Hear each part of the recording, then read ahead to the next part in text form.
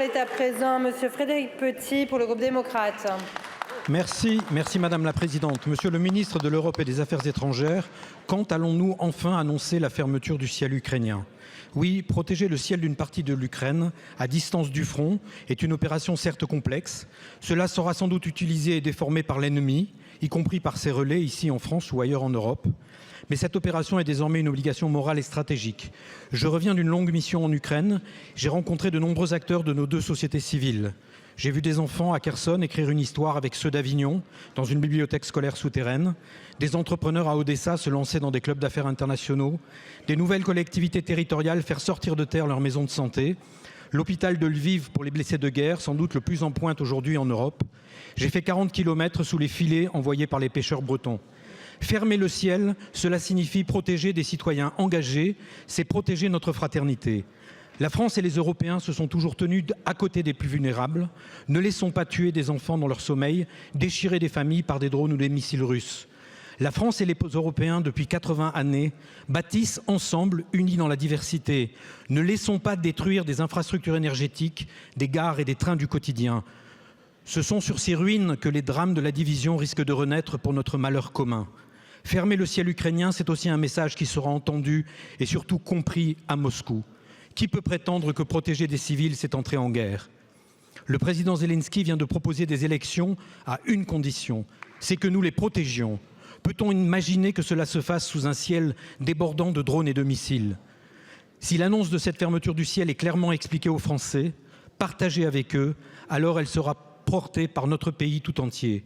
Monsieur le ministre, fermer le ciel ukrainien, ça ne sera pas parfait du jour au lendemain, mais vous devez l'annoncer maintenant. Quand tout sera parfait, il sera trop tard. Merci, monsieur le député. La parole est à monsieur Jean-Noël Barrot, ministre de l'Europe et des Affaires étrangères. Merci, madame la présidente. Mesdames et messieurs les députés, monsieur le député, je veux d'abord vous remercier pour votre implication personnelle, pour la mission que vous venez de conduire et au travers vous saluer la place que les parlementaires ont pris dans le soutien de la France à Kiev, mais aussi les collectivités territoriales, puisque vous citez un certain nombre d'initiatives jusqu'au filet des pêcheurs bretons qui, mis bout à bout, constituent un ensemble de marques de soutien à l'Ukraine aujourd'hui envahie. Vous avez été modeste quant au rôle qui est le vôtre dans l'initiative de fermeture du ciel ukrainien qu'on appelle Sky Shield, que vous avez lancé cet été, qui a déjà rassemblé plus de 60 000 signatures autour d'une pétition que nous avons accueillie avec beaucoup d'intérêt et que nous intégrons dans la réflexion concernant le soutien militaire de la France à l'Ukraine. Ce soutien militaire, il concerne d'abord toute la période qui nous sépare encore du cessez-le-feu.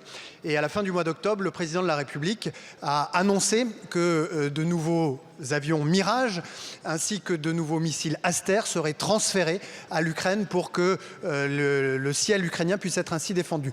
D'autre part, et inspiré en partie par votre initiative, nous avons organisé lors de la visite du président Zelensky récemment un forum des drones qui a permis aux industriels de nos deux pays de se rencontrer pour bâtir en quelque sorte ces capacités conjointes pour mieux protéger le ciel ukrainien. Il y a ensuite le moment du cessez-le-feu. Et dès lors que le cessez-le-feu interviendra, nous nous tenons prêts avec la coalition des volontaires que le président de la République, Premier ministre britannique, ont lancé ensemble, qui se réunira demain, à apporter d'abord les moyens à l'Ukraine de régénérer sa propre armée et puis les capacités militaires qui garantiront que cette paix ne puisse pas être interrompue par de nouvelles agressions ou incursions russes. Et puis il y a ensuite le long terme. Pour un pays qui a acquis son indépendance en 1991 et qui ne dispose pas encore de flotte aérienne, ce sont les accords trouvés à la fin du mois de novembre, ici à Paris, lorsque l'Ukraine a exprimé son intention d'acquérir jusqu'à 100 avions Rafale, des systèmes de défense SAMT et d'autres équipements qui lui permettront durablement, pour les décennies à venir, de protéger son ciel.